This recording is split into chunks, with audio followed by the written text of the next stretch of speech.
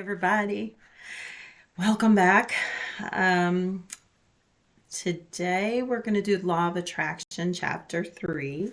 The last one was Chapter 2, Law of Vibration, and what you're going to see, and the Law of Attraction follows so close to the Law of Vibration. Just like all of these laws intermingle really, really closely together. And they all work together, and that's what they're meant to do.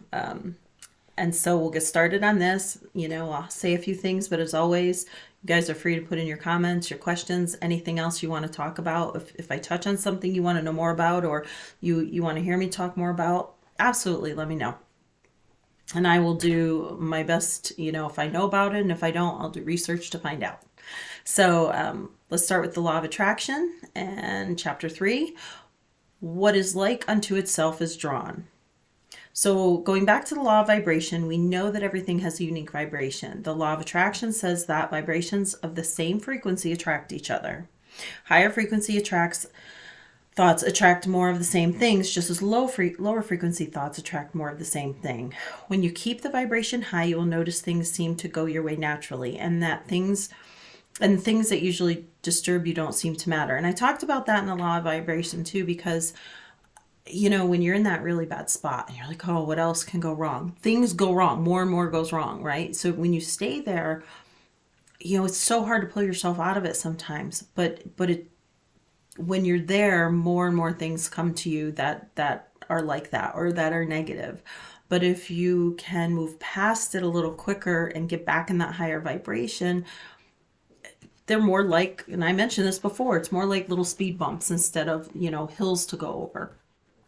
It really does help when tackling things that come your way in life, because no matter what you do, you're going to have things come at you. There's no, complete smooth sailing, or we'd never grow. And, life, honestly, it'd be pretty boring if everything went the way we wanted to when we wanted it to. So why doesn't it work? Why doesn't the law of attraction work?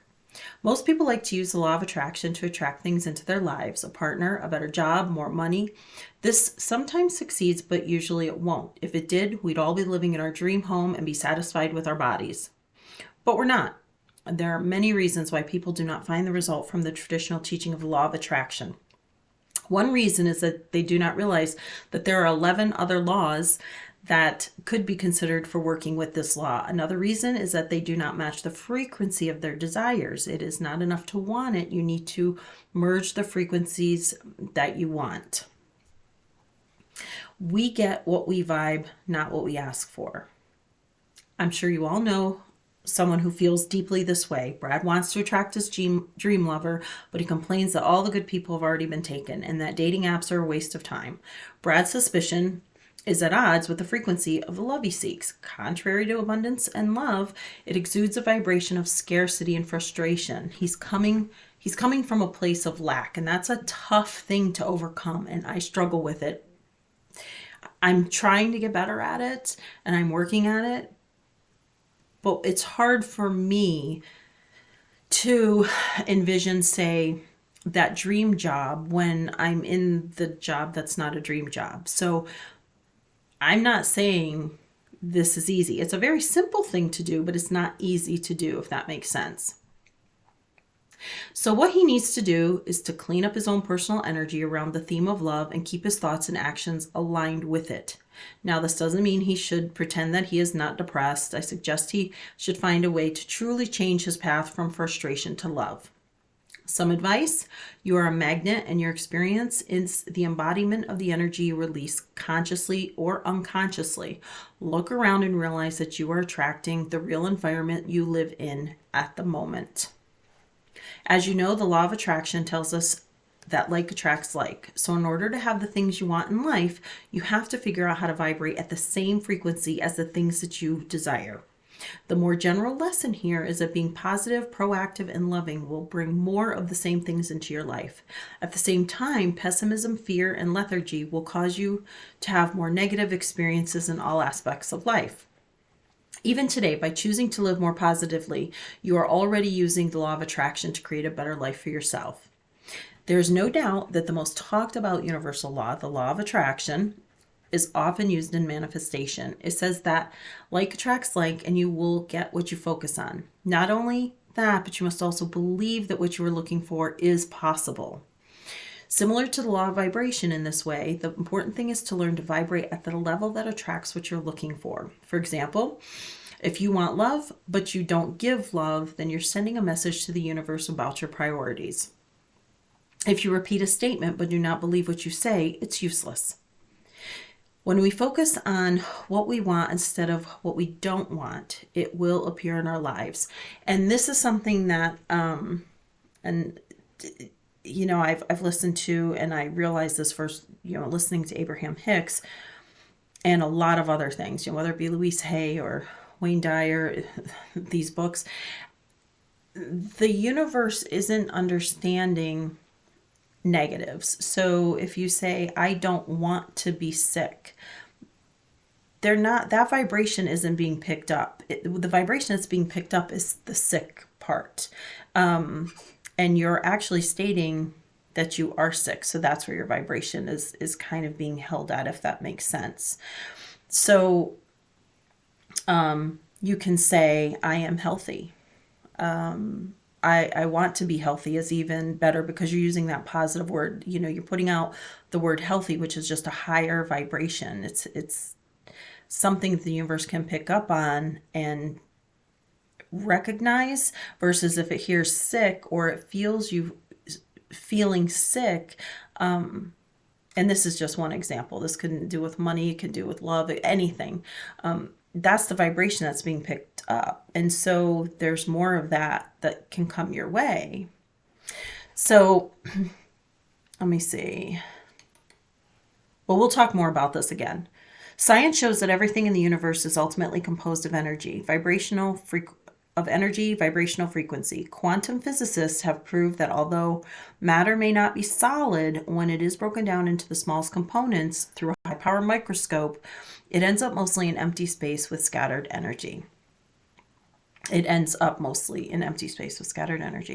For us, this comes in the form of thought. The truth or fact that we care about and believe will eventually be embedded in our subconscious and become our vibration. So if we have negative blockages, this kind of vibration is emitted by us. You will see some people walking upright and stand out from the crowd. They really stand out with a positive aura, and everyone feels and wants a piece of it. This does not start from the outside. This is what you resonate internally and then resonate externally.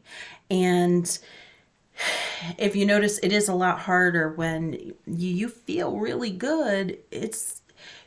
People can tell when they're around you. They can pick up on it. They sense it. Outward, they can just tell. Versus if you're feeling really bad, it's a lot tougher to put that face on and have people think you're doing okay. In fact, just your energy will be off, and a lot of people can still tell. Some people are great at masking it, but it's just natural for however you feel inside to come out externally.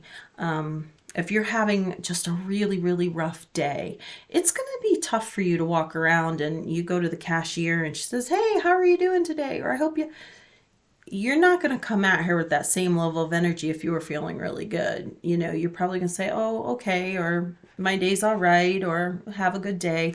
Your energy isn't going to be there. But if you're feeling really good inside, that's going to come out. Oh, you have a great day too, or I'm having a good day.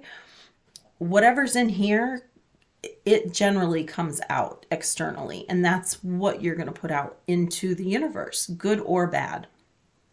And I'm not saying you can't be negative, because we're all going to have those negative days, every single one of us, some of us more than others. And when I have those negative days, it's tough. It's really tough for me to just, put on that, okay, how am I going to change this around? But I do try really, really hard now, and I'm pretty conscious of it now. So this is the law of vibration in action. Many people are afraid that bad thoughts or low vibrations will destroy their lives in some way because they don't realize it. The law is not a punishment. It's a very clear mirror of our self-esteem and mentality. You are surrounded by the results of decisions made in the past, and you are fully capable of making other decisions and appealing to different environments. So that's the end of chapter 3. And that's true too. Don't think because you have a negative thought, it's it's going to be bad, or I'm just ruining my entire day. Think about when I talked about with thoughts picking up momentum. It's when they pick up momentum that they start to really be able to make a difference. And then again, it goes for both positive and negative. Every thought that, especially that's picking up momentum, there's going to be a consequence for it, right? Sometimes it's a good one, sometimes maybe not a great one. So if you can get ahead of those negative thoughts, or maybe you just have a bad day, or